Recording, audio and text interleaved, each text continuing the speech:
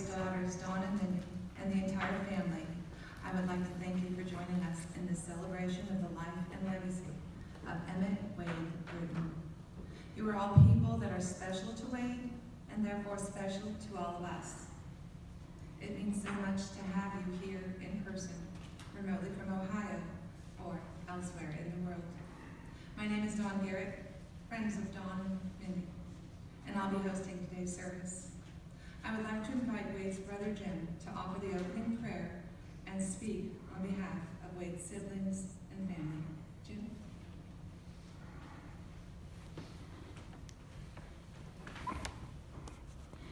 Good afternoon. Let's bow your head for a word of prayer. Our most gracious Heavenly Father, as we come here to celebrate the life of our brother, a parent, an uncle, and so many other members of the family and the friends also, we ask that you guide us and direct us through this service and through our lives. We miss our brother dearly, but we always enjoyed the good times that we had with him, and I'll speak about that in a little bit. But we give thanks, Lord, for everything that we're blessed with and for this family. These things we ask in your name. Amen. Well, I made a few notes. As I get older, I get very forgetful, so if I don't make notes, I don't remember. But I'm going to talk a little bit, a few things about when we were growing up, some of the things that our brother did. Can't talk about some of them. No, I'm kidding about that. As children living on the farm and growing up, there were several things that happened that were interesting, I think. One of the earliest things I remember, and I'm not sure how old I was, maybe 8 or 9, and we missed a chicken, a hen, and the little chicks. We didn't find them. Well, they were putting up electric lines or telephone poles, and they dug a hole, but they hadn't put the poles in yet. Well, we found the chicks, that they were at the bottom of that telephone hole.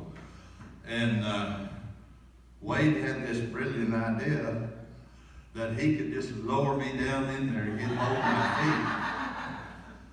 And I could get the chicks and the hen. The chicks weren't bad, but the hen wasn't too happy. But we did, and he didn't drop me. So we made it, got them all out. That was one of the things I remember. There was tons of things, on the farm. And then I guess it was 1955, I think, that we, I'll tell you one more story I forgot. Wade had been out riding on the horse, and he came in, I guess, to get something to eat or whatever, and so I decided I could ride that horse. The horse was a little feisty.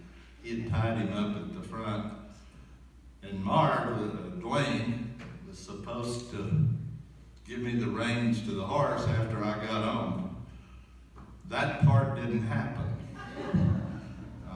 So it's not easy to control a horse when you have nothing to drive with.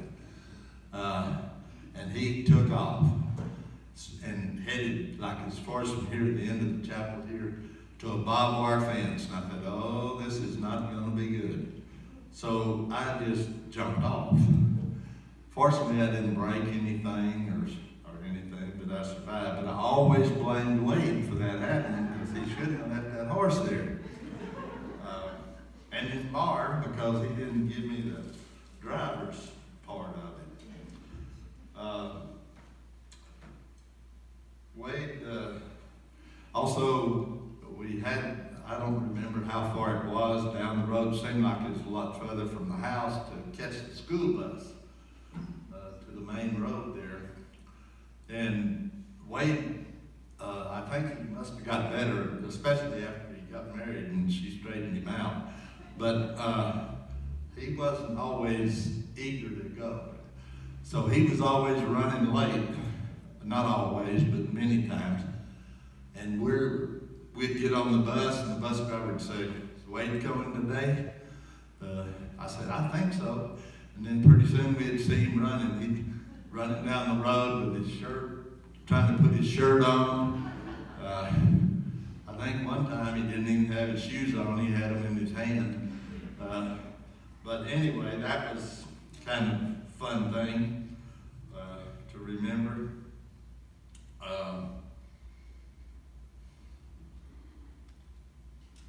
Anyway,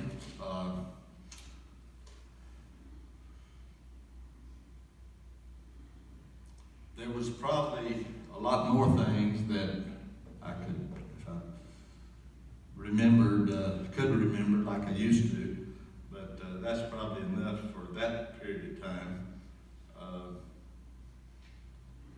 In 1955, I think it was, we moved into town. I believe that's right, or late 54. On 533 Shelton, still remember the address. A small house. Wade and Edwin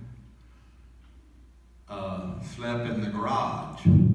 The rest of us, all of us boys, we had bunk beds in one bedroom. Mom and Dad and Brenda were in the other bedroom. But I remember Wade sleeping in, and Edwin sleeping down there in that garage, and it was cold in the wintertime, but they survived.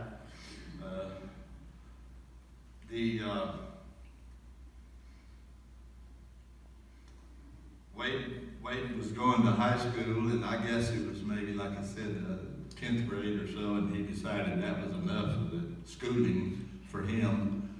And he said, I think, if I remember right, he and a buddy, they were going to California. Well, the next time I think we heard from him, he was in Ohio. I thought he went the wrong direction. And I don't remember if he had actually gone to California or not. But while he was there, he met this beautiful blonde-haired girl that kind of straightened him out, I guess.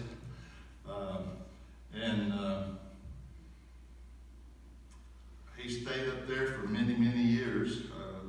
They came to Abilene, I can't remember the years, for a while. Lived over on the north side, close to Abilene High School, if I remember right. But then he went back to Ohio, or they went back to Ohio. And while he was there, while they were there, they sponsored, I guess is the right word, many foreign exchange students and so forth. Darren is one of them, or Derek. So I know he enjoyed that. They enjoyed that very, very much. And he often talked about the students and that came there for school. And then he retired, I guess after he retired, and he later moved back to Abilene, I guess coming back to his roots.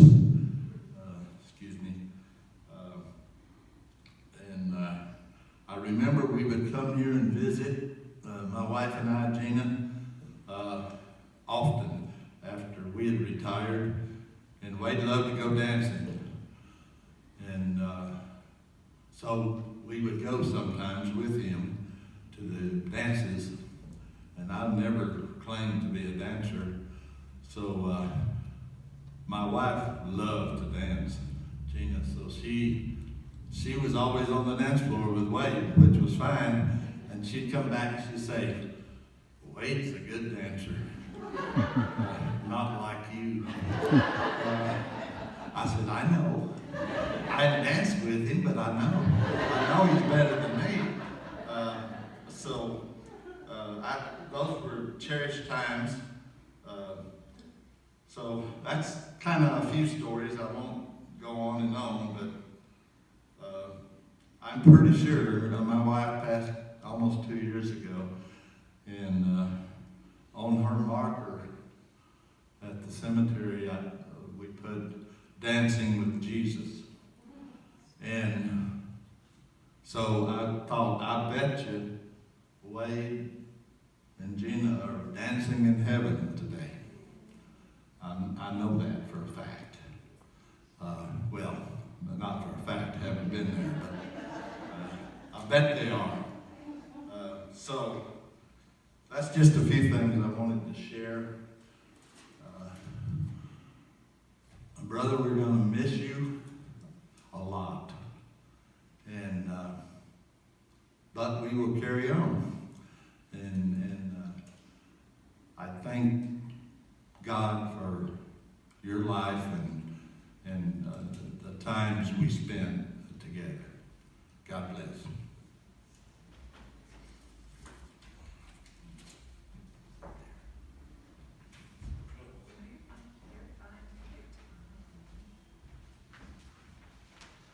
So Jim, I don't know what the tipping point is when notes become necessary, but I'm going to get mine back because there's no way I can do this without notes either. I'm sorry. I'm saying I'm there with you, and if you want to come to my house, I got all kinds of picking up to do, and that would be real helpful.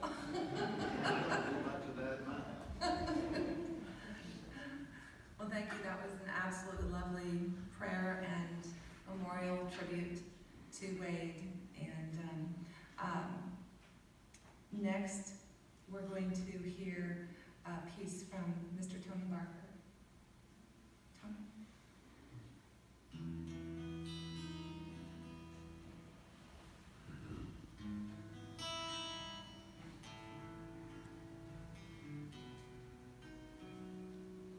Well, hope is an anchor, love is a ship, time is the ocean, and life is a trip.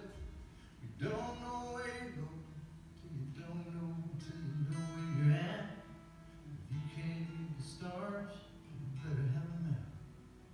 A compass and a conscience, so you don't get lost at sea, or lost somewhere on the island where no one wants to be.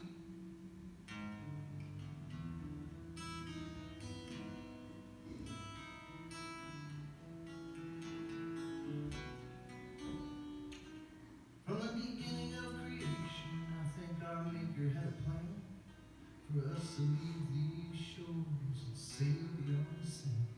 Let the good light guide us through the waves and the wind, to the beaches and the wood where we have never been. And we'll climb up on the mountain, y'all, and we'll let our voices ring.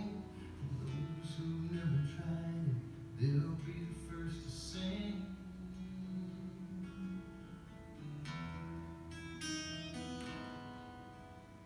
Oh my, I'll see you on the other side. If I make it, it might be a long, hard ride, but I'm gonna take it. Sometimes it seems that I don't have a prayer.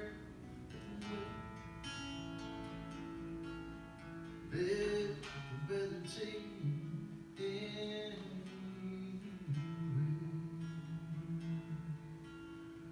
But I know that I won't go where the streets are gold, 'cause you'll be there. Oh my, well you don't bring nothing with you here, and you can't take nothing back. I've never seen a hearse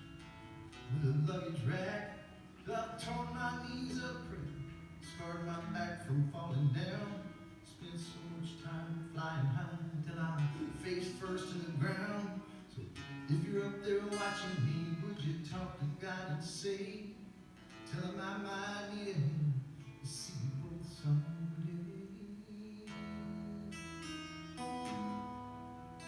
Oh, my mind, see you on the other side. If I make it might be a long, hard ride, but I'm gonna take it. Sometimes it seems that I don't have a prayer. Let weather take me anywhere.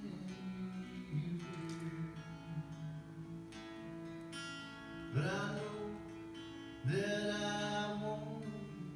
The streets are cold, 'cause you'll be there. You'll be there. Oh, my.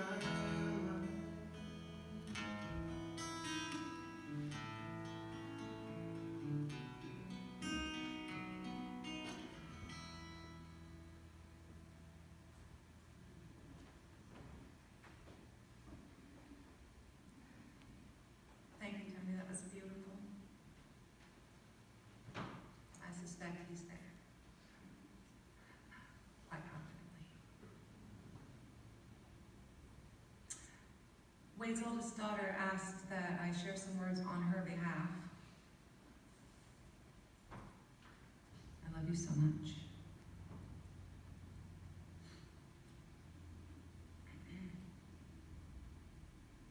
One thing I think we can all agree on was that at the very core of his being was Dad's desire to experience new places and meet new people. When the opportunity presented itself, he took it. And in early 1960, he climbed into the passenger seat of an airman's car. Said airman was stationed here at Dyess Air Force Base, headed to Ohio. Little did he know that this trip would change his life forever. On this trip, he would meet a girl that would become the love of his life, Joanne Vernon Taylor. You see, that airman was my mother's brother-in-law, returning to Ohio to visit his wife, my aunt. And during that trip, Wade, my dad, was introduced to Joanne, my mom. The chemistry between Wade and Joanne during that visit became undeniable. So much so that my grandmother insisted he sleep in the car rather than stay in the house. Out. The visit ended in Dad, by his words, hightailed it back to Texas. By his own confession, alarmed at his feelings for this lovely girl, Joanne remained on his mind, and within a week he was writing a letter professing his love and proposing to spend the rest of their lives together if she would have him. The day he received her response, he headed back to Ohio, and they were married there on June 12th of 1960. I guess you can guess what the response was. Right? Their married life started with few material items, as many young couples' married lives do, but Dad worked 2 jobs to provide for his bride, and in return, Joanne gave him 2 daughters, 2 lovely daughters, if I may add. Dawn in December of 1963 and Mindy in May of 1975. He loved his girls, all 3 of them, with all of his might, and devoted most of his time and energy to provide for them financially, as well as being a constant source of emotional support throughout their lives. Family was very important to him, possibly because Wade's early years came with much loss. His mother when he was 3, and his oldest brother when he was 10. Mom and Dad created a home and a family built on a foundation of love. In Joanne, he found the perfect partner and the family he'd always wanted. During the next 50 years, they weathered this life together with the grace and the strength that only a loving marriage can provide.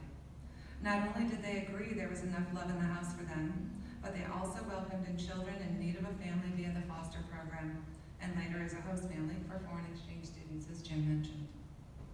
Their home was open to those in need of love and support at all times, and in return that love came back to them through those close relationships, many of which are still strong today.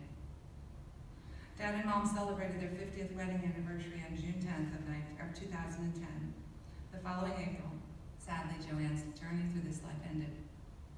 At that point, Dad's focus returned to that which brought him comfort, and he, Dawn, and Mindy agreed that he would finish traveling to all of the 50 states that he had not yet visited. This goal was achieved with his final state trip in August of 2019 to Alaska. You see, he made it to every one of them. Quite an accomplishment. Dad was a creator, but most of all, he loved creating travel memories. Every summer of my childhood was spent road tripping, either to Ohio or Texas, depending on his current address. His road warrior spirit burned bright throughout his entire life. He first answered the call of the road as he set out at age 16 to stand at the shore of the Pacific Ocean. He did make it. He made it. Ohio was his high trip. Simply because he wanted to. He was always ready to see what was on the other side of the hill, around the next bend, just a little further down the road, even if his passengers were begging for a pit stop. Where are we going next? He asked many times, sometimes even when they were pulling out of the driveway for the current trip. Always ready. Between trips, I have many happy memories of working by his side as he remodeled the home, made furniture and gardened. Later, he made his own beer and wine, which I'm sure he tasted occasionally. His creative talents and positive outlook on life were always present, whether planning the next trip or doing something not quite so exciting, such as solving some type of home maintenance issue. Dad was asked more than once if he always lived in Texas, and his answer was no. He'd also lived in Ohio.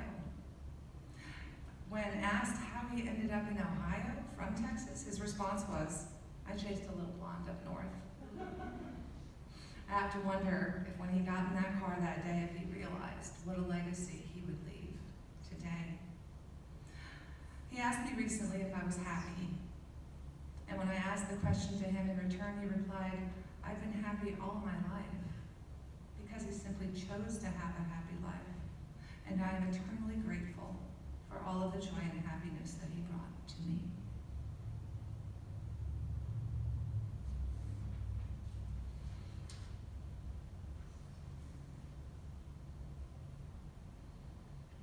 Today, we're joined by one of those exchange students that came into Wade's life and became like a son to him. And I would like to invite dear Seaberg to share his thoughts about Wade.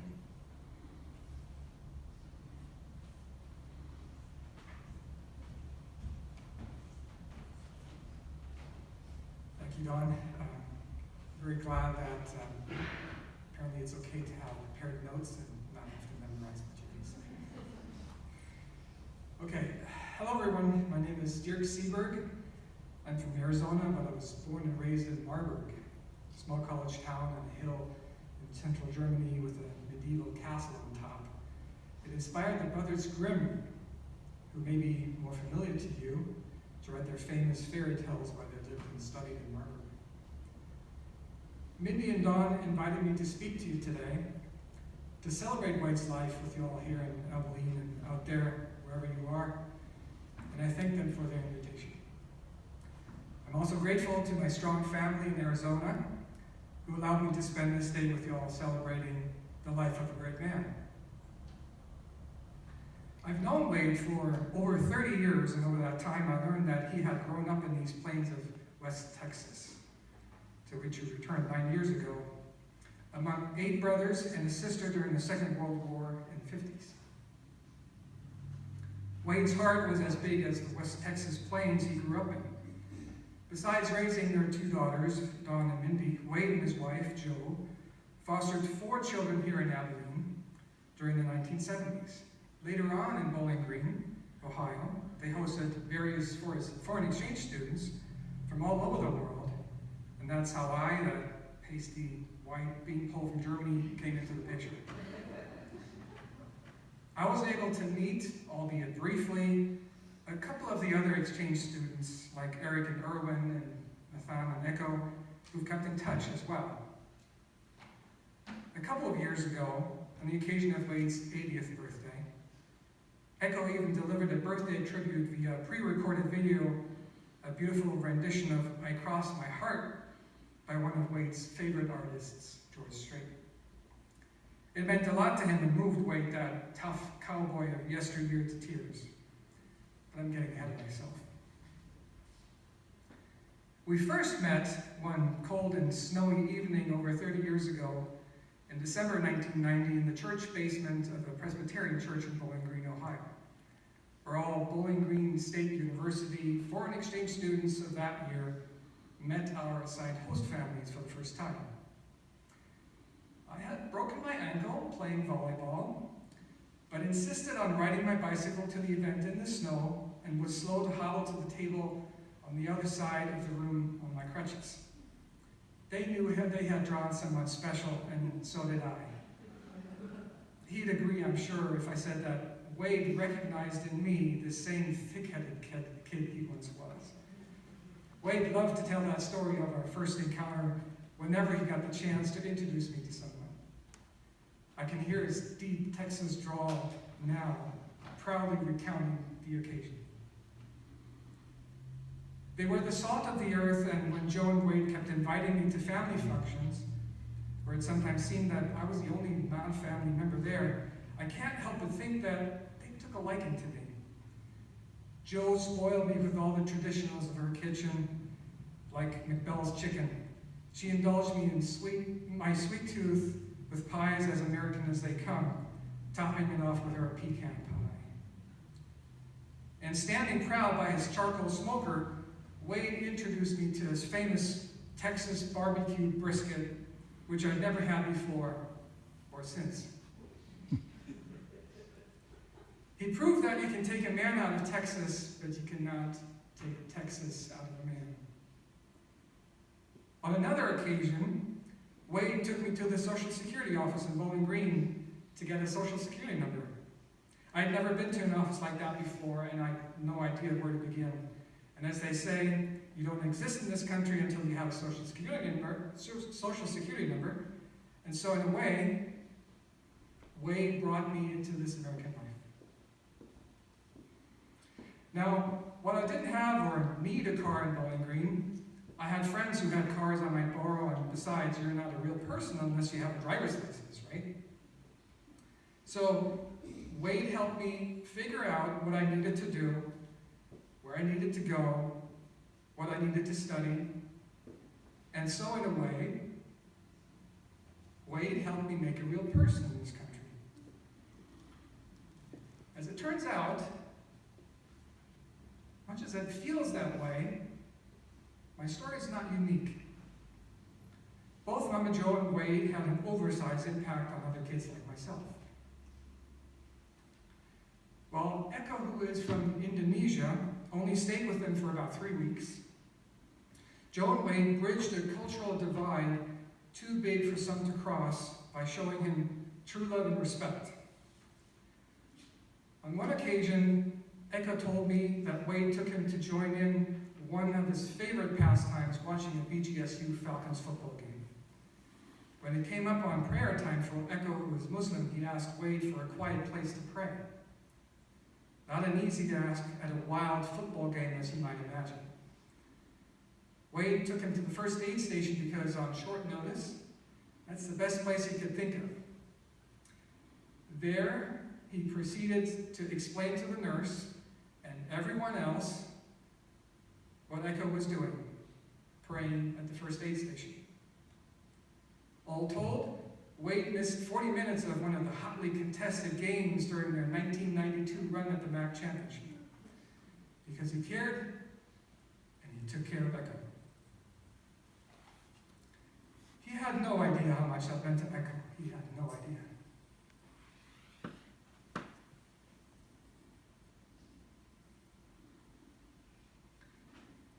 After I finished my degree in Bowling Green, I got ready to move to Arizona to continue my graduate studies. Wade got me a car roof cargo container and helped me pack up all the stuff I had accumulated in those short 2 years. But even after moving away, I remained part of the family. On a visit a few years later at another backyard barbecue, I couldn't pull myself away. I wanted to stay longer with this loving family and got on the road way too late so that by the time I arrived at the Toledo airport, my plane had just left. While I was embarrassed that I missed my flight, I had no regrets and stayed at the airport until the next flight the next day. Our bond continued strong and Jo and Wade traveled to Europe and they met my mom, who always had the warmest things to say about them. Whenever we talked, she always asked, how are they doing? Eventually, she returned the favor and traveled to this country and stayed with them too. She still lives in my hometown and sends her condolences. In 2011, Joe died suddenly and way too early. Wade was so moved at her funeral that I had come and served as one of the pallbearers that he kept on saying in his sonorous voice, I'm sure you can imagine it right now, "You have no idea how much this means to me and her, you have no idea." It was the biggest testimony of a father's love I've ever received, and it is forever etched into my memory. A little while later, Wade and Mindy moved back to Abilene, and Don followed sometime later. On my visits to Abilene, Wade showed me all the places he'd been to as a boy and later as a teen. We went to have a short stack of pancakes with syrup and butter at the Dixie Pig. He treated me to cobbler with ice cream at the Cotton Patch Cafe. And I miss the barbecues he used to cook himself. 10 years ago next month, Wade stood behind me, literally and figuratively, during our marriage celebration with my wife Sarah at our church in Tempe, Arizona. He was the father by my side, and he had no idea how much that meant to me. He had no idea. At another family reunion a few years back, he called me his son from another mother, which Mindy quickly corrected, "No, not like that." We all had a good laugh. A few weeks ago now, I was able to visit with Wade one last time to say goodbye the day before he passed away. He was the closest I ever had to a father figure, and I miss him terribly. Wade was one of my role models. His firm and gentle guidance has made me a better man and a better father to my own 3 kids. I am forever grateful for the example of a father he set for me, and which will live on in me and in my 2 boys, Hendrik and Hayden. They were proud to call him Grandpa Wade, as he was happy to be called. They miss him too. As do my wife and my daughter, Hannah. I'm grateful for my second family here in Texas, who have supported me throughout my entire journey since coming to this country by way of Ohio over 30 years ago. I'm a citizen now, thanks in no small part to the man whom I like to call Dad and who was always there to help.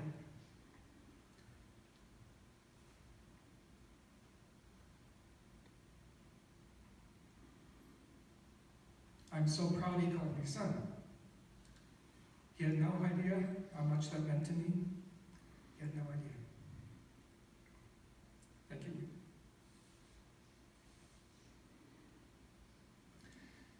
I'll now share a few words that Mindy has asked me to share. And after that, we're going to hear a musical piece by Echo and his daughter, Abby.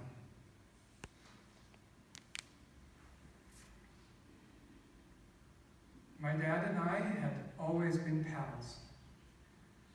He was my father and my friend. He was a fun guy to be around, outgoing, funny, always up for telling stories. You all know that. When he was just a little guy, his dad would say that Wade would talk to the fence post if it just stands still long enough. I believe it too. Can't we all picture a young little Wade talking everybody's ear off? Everyone knew Wade knew he loved to travel. And eat Bluebell ice cream, of course. He enjoyed visiting historical sites and national parks, but he most loved talking to new people. His most favorite trip was Ireland for his and Joe's 40th wedding anniversary. He felt at home with a friendly, fun-loving Irish culture full of big talkers and tall stories. Over the years, our family vacations were long road trips, often with Texas as the main destination. There were tons of amazing experiences, and I learned so much. But as a teenager, I had a couple of complaints. Number one, I didn't think I'd survive if I had to go to yet another fort. Number two, it is tragically embarrassing for a teenager when your dad constantly talks to total strangers and gets the local phone book to cold call anyone with the last name Bruton. Now, of course, I appreciate how special that was and admire him for the way he could connect with people and strike up a conversation so easily. Wade found friends everywhere. My sister, Dawn, and I each had experience as Dad's assistant. We'd hand him a tool, hold up the other end of the board, go fetch a cold drink. He was always working on a project. In Bowling Green, he had an incredible flower garden. We teased him because every year the flower beds kept getting bigger and bigger, and there was less and less grass. We'd say, "It won't be long until you can't even fit a lawnmower in here." It really wasn't far from the truth. He was a farm boy at heart. So you could say that working in the dirt was in his blood. If you asked him, he would tell you that he did it all to make the people he loved happy. He was such a hard worker. He and my mom were strong partners, and they built a beautiful life together. When I was 6 years old, I started softball, t-ball. At the time, my dad had no idea that he was actually signing up for a decade of driving long country roads to every practice and every game without fail. I was the pitcher, and so he spent countless hours as my practice catcher. He was my coach, my biggest cheerleader. He called me Tiger and made me believe that I could do anything. In recent years especially, I saw the best of Wade in the hardest of situations. He never forgot how to laugh and enjoy life even in the face of great challenge. His resilience inspired me.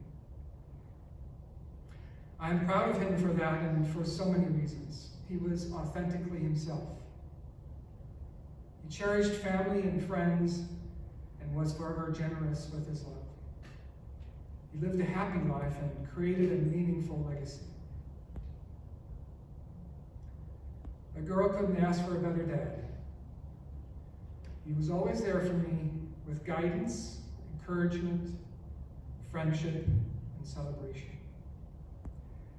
He was the kind of dad who gave me a hug and told me that he loved me every single day, more than once a day.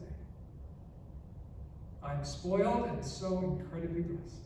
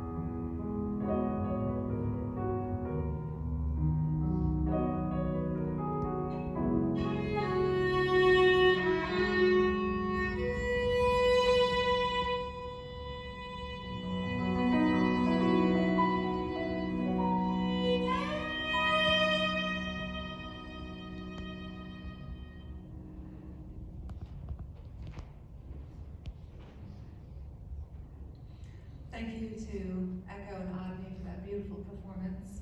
And thank you to Derek for those wonderful words. Lovely. Well, speaking of music, 10 years ago or so, when Wade returned to his roots in Abilene, country music and dancing became a huge priority, and he made many, many fast friends. And we have a representative from this group of friends to share some memories. So I don't know, Sunny is coming. Sunny or Sue, either one. You guys, who wants to come up? There's so many people that love him that we're gonna flip a coin. It's Sunny Black.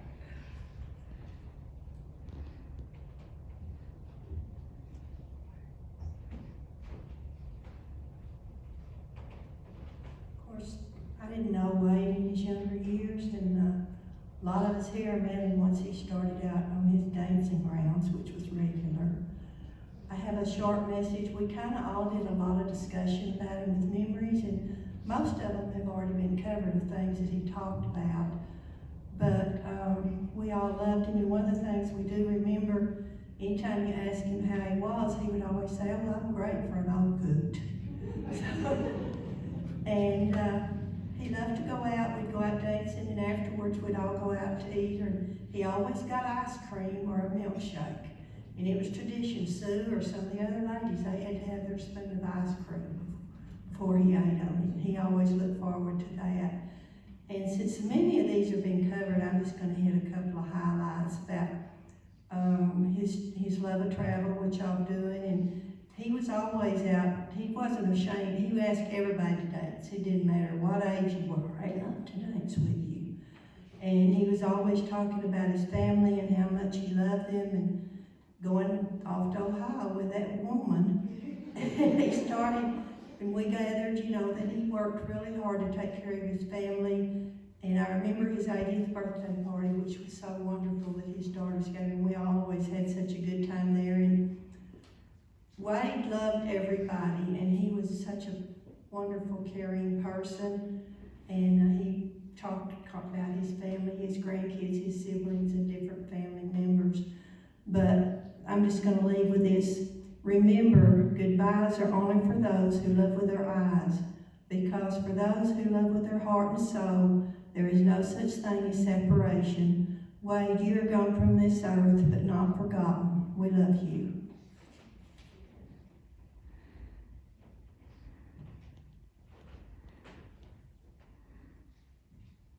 Seeing a trend in stories. Anybody else seeing a trend in stories here? There are some big ones, and most of us have heard them. And they're wonderful. Every version is amazing.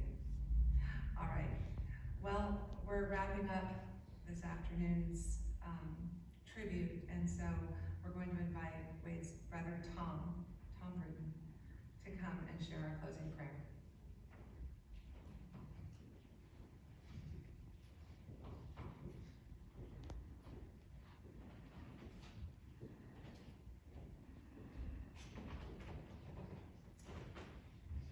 Please pray with me. Father God in heaven, we thank you for this time today that we can celebrate the life of Wade. We thank you for allowing us to be a part of that life as a brother, as a daughter, as a friend, grandchild.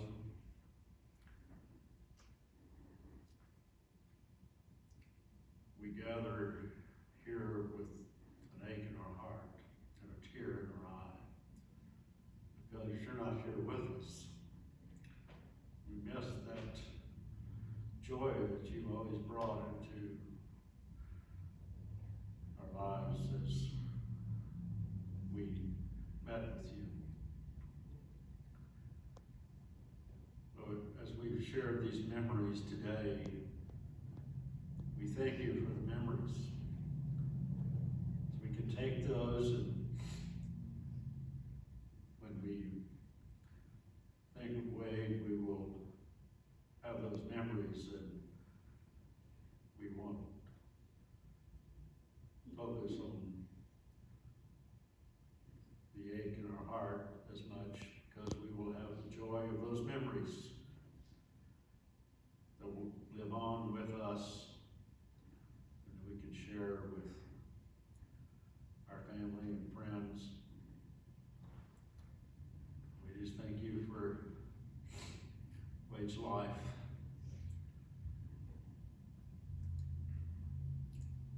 And we look forward to the time when we will be together with him again in heaven. Father, we know that you are a loving Father, and that you will dry our tears, and you will heal our hearts. And we just thank you for filling our lives with Wade. Brother, we're going to miss you a lot.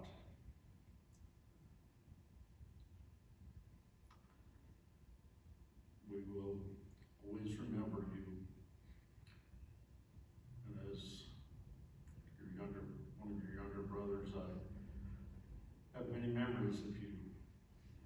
The one Jim shared of you running up the road to catch the school bus. That's one of my earliest memories of Wade.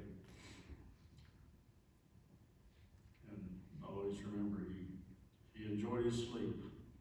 He enjoyed his rest because he worked hard.